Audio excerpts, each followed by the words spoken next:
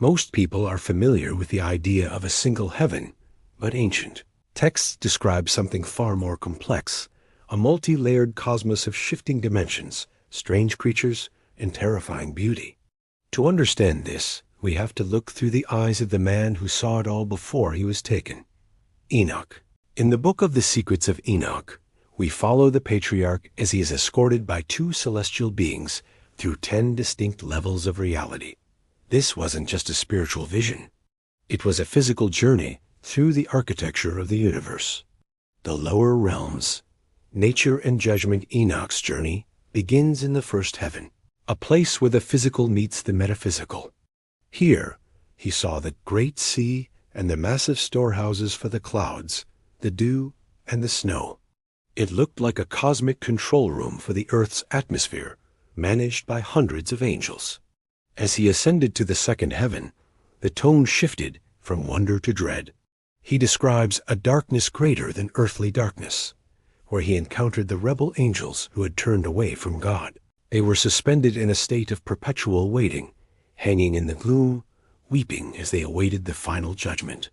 It was Enoch's first realization that the heavens weren't just a place of peace, they were also a place of cosmic justice. The third heaven. Paradise and torture.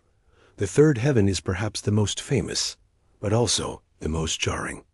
In one direction, Enoch saw the Garden of Eden, an incomprehensible paradise of fragrant trees and golden light, prepared for the righteous. But in the same dimension, he was shown a terrible place of fire and ice, where the wicked are punished. In Enoch's cosmology, heaven and hell weren't separate worlds. They were two sides of the same coin in the third dimension. Moving higher, the fourth heaven revealed the mechanics of time. Enoch saw the massive tracks of the sun and the moon, accompanied by the phoenixes and the trachydri, serpentine creatures with the feet and tails of lions and the heads of crocodiles. They didn't just exist for show.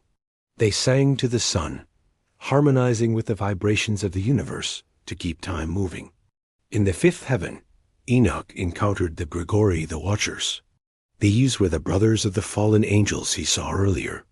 They were giants, silent and withered by sadness, mourning the loss of their dignity. Enoch actually had to encourage them to resume their liturgy and serve the Creator once more. By the sixth heaven, the atmosphere changed to pure order. This is the realm of the archangels, the abstracts who oversee the stars, the seasons, and the behavior of mankind. It is a place of intense study and perfect harmony, where the blueprints of history are managed. The seventh heaven, the throne. Finally, Enoch reached the seventh heaven. The light here was so intense that he couldn't look upon it. This is the dwelling of the Lord, surrounded by the highest orders of the angelic hierarchy, the seraphim, the cherubim, and the many-eyed thrones. Enoch describes the Lord's face not as a human face, but as iron glowing in the fire in successive sparks.